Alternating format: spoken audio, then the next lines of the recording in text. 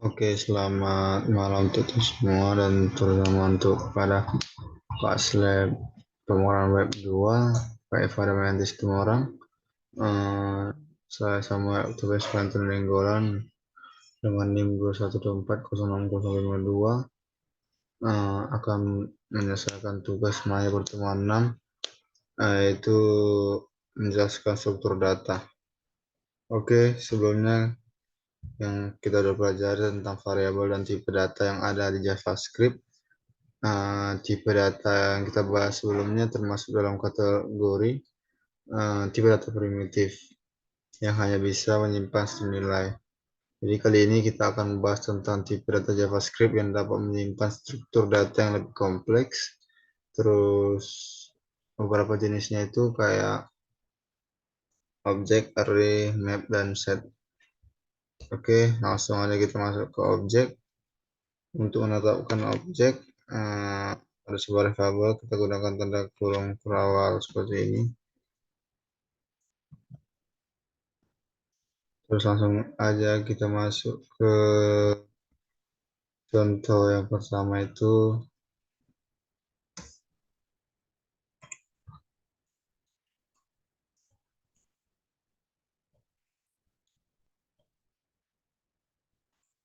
Jadi di sini untuk mengakses nilai dari properti objek, kita dapat memanggil nama objek lalu tanda titik dan diikuti nama properti. Contohnya seperti ini. Nah, setelah dot operator, kita juga bisa mengakses properti dari objek menggunakan bracket atau tanda kurung siku. Oke, coba kita run.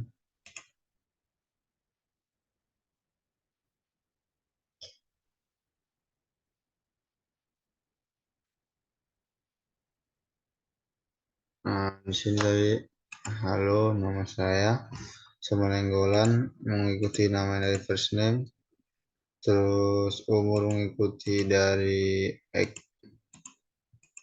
Untuk contoh objek pertama, terus kita masuk ke objek kedua. Untuk mengakses key yang memiliki spasi atau karakter khusus lainnya, maka kita perlu menggunakan bracket. Seperti contoh yang kedua ini.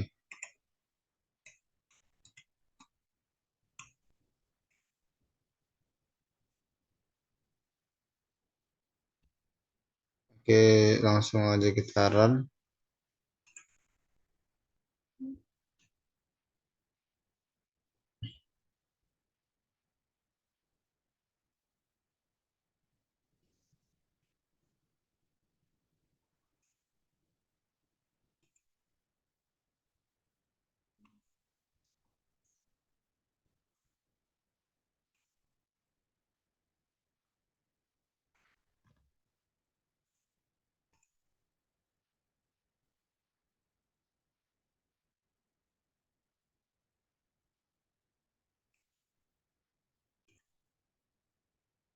Oke, tadi belum ditambahi konsol lognya. Jadi untuk akses key yang memiliki spasi atau karakter khusus lainnya, jadi kita akan perlu menggunakan bracket seperti homework medan ini. Terus setelah kita belajar bagaimana membuat objek dan menampilkan properti di dalamnya, habis itu kita akan memodifikasi sebuah objek. Untuk mengubah nilai properti dalam objek, kita menggunakan assessment operator sama dengan seperti contoh berikut ini.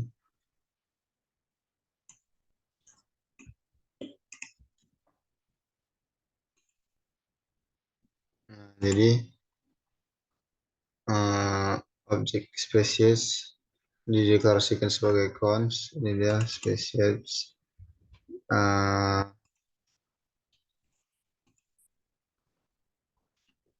Terus ini saya bikin nama, jurusan, NIM, dan kom. Maka hasil outputnya seperti ini. Terus yang perlu kita perhatikan untuk mengubah nilai berbeda dengan menginisialisasi ulang nilai. Jadi kita membuat sebuah objek, kita tidak terikat dengan properti dalamnya, sehingga kita masih bisa memverifikasi nilainya. Berbeda kalau kita mau menginisialisasi ulang variabel dari objek. Jadi pas kita udah mengubah objeknya, kita menggunakan asesmen, operator, dan properti atau key-nya yang udah ada, maka di dalamnya akan tergantikan dengan nilai yang baru. Sedangkan jika properti dengan nama key yang ditentukan tidak ditemukan, maka properti baru akan ditambahkan ke objek. Contohnya itu kayak gini.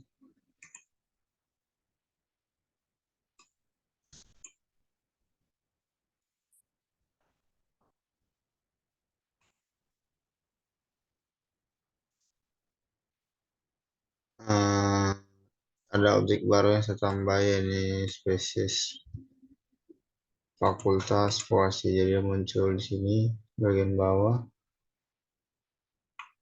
Dia objek yang baru. Eh, dan terakhir di objek kita dapat menghapus properti pada objek menggunakan keyword delete. Kayak contoh yang berikut ini.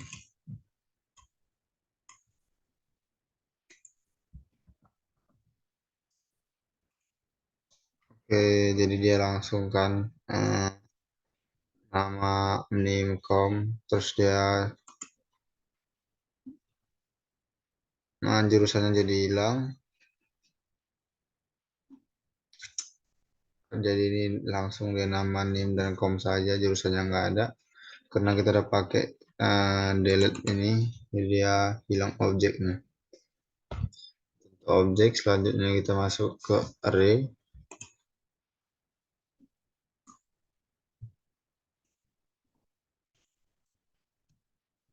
Array itu merupakan tipe data yang dapat mengelompokkan lebih dari satu nilai dan menempatkannya dalam satu variabel. Contohnya itu kayak gini. Perbedaan array dengan objek adalah data pada array disusun secara berurutan dan diakses menggunakan indeks. Untuk mengakses nilai di dalam array, kita gunakan tanda kurung siku yang dalamnya berisi angka yang merupakan posisi nilai yang ingin diakses. Dalam sebuah array, indeks dimulai dari 0, sehingga kita mengakses data pada array yang berada pada indeks ke-1, yang artinya data tersebut merupakan data pada posisi kedua. Jadi ini array yang pertama saya udah isi dengan huruf dan angka. Terus kita akan masuk contoh yang kedua.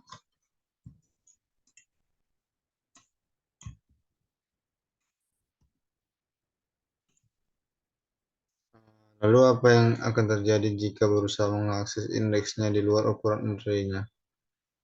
Kalau kita mengakses nilai array lebih dari indeksnya, maka hasilnya akan undivided. Indeks terakhir array selalu jumlah nilai array-nya minus 1.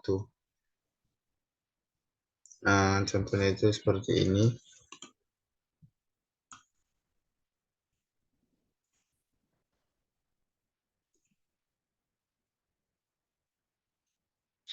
Nah, dia hasilnya undivided seperti yang kita bilang tadi. Jadi panjang nilai array-nya adalah 5.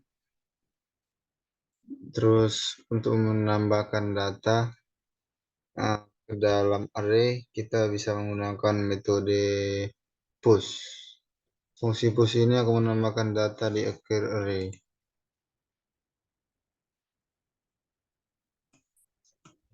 Contohnya seperti ini.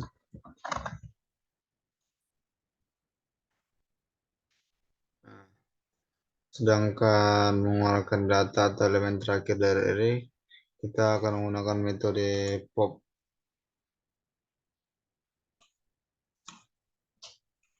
Contohnya itu seperti ini. Tadi kita menggunakan push, sekarang kita menggunakan pop. Ini. Terus metode lain yang bisa kita gunakan untuk memanipulasi data pada array adalah shift dan unshift.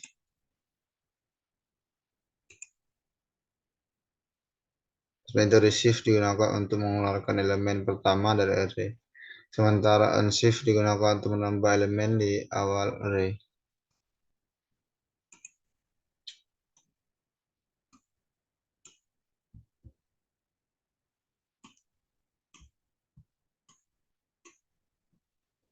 Nah, yang selanjutnya itu kita masuk ke dalam split operator. Masih terkait dengan array, eh, ES6 memiliki fitur menarik untuk membantu pengelolaan array menjadi lebih mudah, yaitu split operator.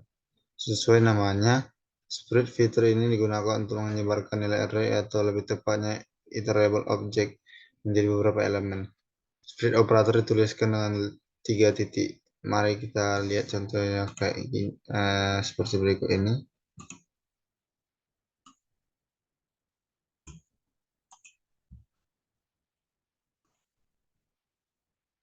Di sini saya membuat favorit makanan seperti ayam bakso, nasi, dan gorengan. Jadi yang muncul adalah eh, dari yang telah kita buat, yaitu ayam bakso, nasi, dan gorengan.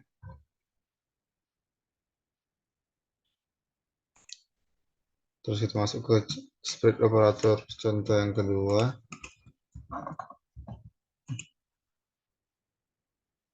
Kalau tadi dia di outputnya ada dalam kurung dan berwarna, sekarang dia langsung muncul dengan tulisan polos ayam bakso, nasi, dan gorengan. Pada kode tersebut, hasil yang dicetak adalah sebuah array yang ditunjukkan dengan tanda buka kurung peta.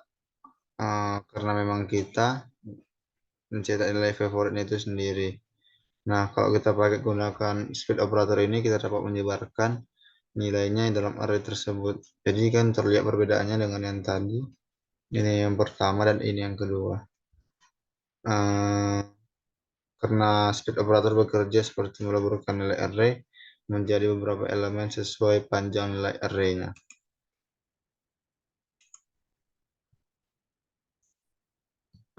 Split operator dapat digunakan untuk mengabarkan dua buah array ke dalam array baru. Jika tidak kita gunakan split operator, jadi hasilnya itu kayak contoh yang berikut ini.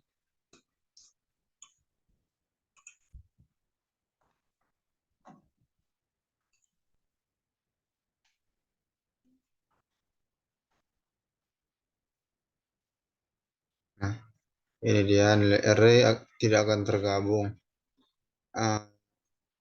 Bukan dia menggabungkan nilainya, variabel alpha favorit ini menjadi array baru. Dia jadi array baru kayak gini, yang menampung dua array di dalamnya. Itu dia untuk contoh dari split operator. Selanjutnya kita masuk ke destructing object dan array. Iterasi objek dan array adalah dua hal yang paling banyak digunakan dalam mengelola data di JavaScript. JSON atau JavaScript Object Notation merupakan format data yang paling populer digunakan dalam transaksi data saat ini. Nah, jadi kalau kita lihat struktur JSON yang telah ada di materi, kita dapat menggunakan menyimpulkan struktur tersebut dibangun dari array dan objek. Karena kedua hal ini banyak digunakan untuk mengelola data pada JavaScript untuk memudahkan developer. Fitur ini juga untuk memudahkan destructing object dan array. Oke, jadi apa sebenarnya destructing object dan array itu? Jadi destructing dalam JavaScript merupakan sintaksis yang dapat mengeluarkan nilai dari array atau properties dari sebuah objek dalam satuan yang lebih kecil. Secara tidak sadar, mungkin kita pernah melakukan destructing. Namun sebelum S6, hal tersebut dapat dilakukan dengan cara seperti contoh berikut ini.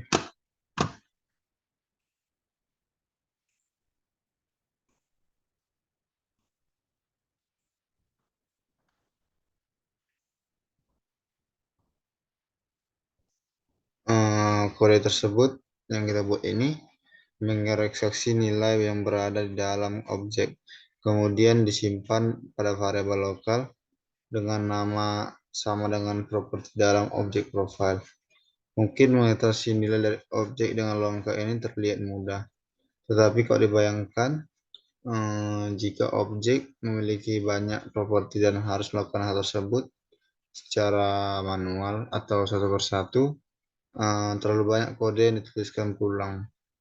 Jadi itulah alasan kenapa ES6 menggunakan fitur yang memudahkan kita sebagai programmer untuk mendestructuring objek maupun array. Uh, Lalu kita akan masuk ke map.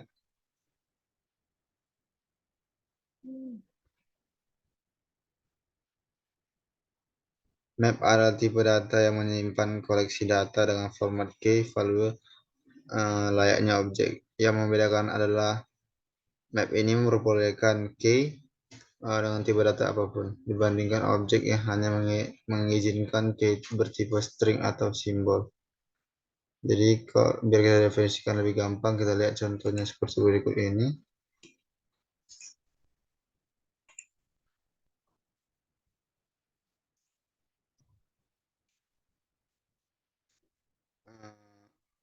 Apabila ingin menetapkan nilai dari map secara langsung, kita gunakan array multidimensi seperti yang contoh yang telah kita buat ini. Jadi array pertama yang berada di luar itu berfungsi, ini dia, berfungsi untuk menyimpan masing-masing elemen atau pasangan key value dari map. Kemudian array dalamnya itu memiliki dua elemen, di mana elemen pertama adalah key dan elemen keduanya merupakan value. Ketika sudah membuat objek map, kita bisa memanfaatkannya dan kita bisa mendapatkan nilai berdasarkan kunci tertentu dengan metode get. Lalu untuk menggunakan pasangan key value, kita akan gunakan metode set nantinya. Nah, di set ini yang akan kita bahas berikutnya, set sederhananya merupakan kumpulan nilai atau set of value. Hal yang membedakan set dengan struktur data yang lain adalah data pada set tidak berurutan dan juga tidak diindeks. Selain itu, data dalam set juga bersifat unik dan tidak ada duplikasi. Jadi kita bisa langsung lihat contohnya.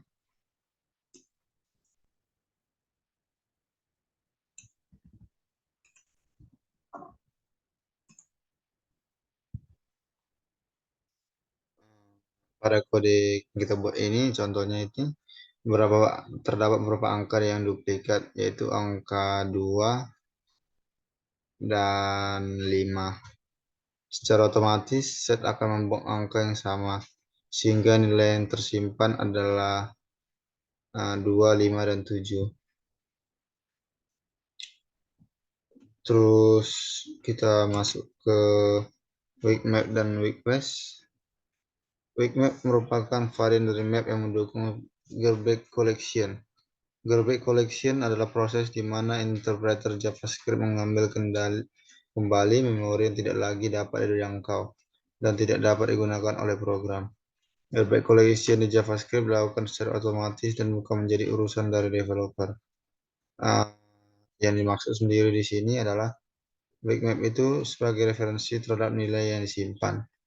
Apabila suatu nilai yang disimpan di weak map sudah tidak terjangkau atau tidak bisa lagi diakses, maka referensi ke memorinya akan dihapus. Contoh beberapa hal itu mereka antara map dan weak map itu adalah yang pertama, key dari weak map harus berupa objek atau array. Nilai primitif tidak bisa digunakan sebagai kunci atau key karena dia tidak mendukung garbage collection. Terus yang kedua itu ada weak map memiliki metode get, set, dan hash dan delete. Namun weak map tidak termasuk kategori iterable sehingga dia itu tidak memiliki method, case, value, dan for each. Yang terakhir kan weak map juga nggak punya property size. Itu karena ukuran weak map dapat berubah. Dikarenakan juga proses Kerbal collection. Jadi langsung aja kita ke contohnya.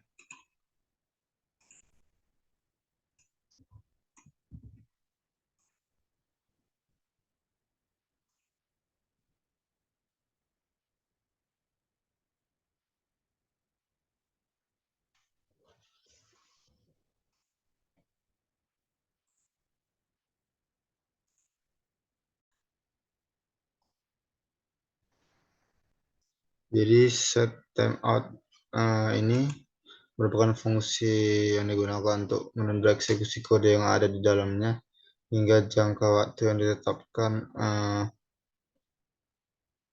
oleh setup-nya itu. Jadi fungsi setup akan detail dibahas pada materi concurrency nantinya. Ketika reference objek Samuel dihapus dengan mengubahnya menjadi null, ini dia. Seharusnya map tidak lagi menyimpan data user atau Gorbak collection. Namun kenyataannya data Samuel masih tersedia di dalam map, yang artinya data Samuel masih tersimpan dalam memori sampai kita benar-benar menghapusnya. Jadi ketika nilai Samuel tidak bisa dijangkau, objek Samuel akan dihapus dari memori, termasuk informasi yang disimpan dalam weak map tersebut. Demikianlah yang dapat saya sampaikan mengenai materi secara singkat dari struktur data praktikum pemrograman web 2 di tugas Maya 6 pertemuan 6 ini. Bila ada kesalahan kata dan pengucapan, saya mohon maaf. Dan terima kasih. Selamat malam.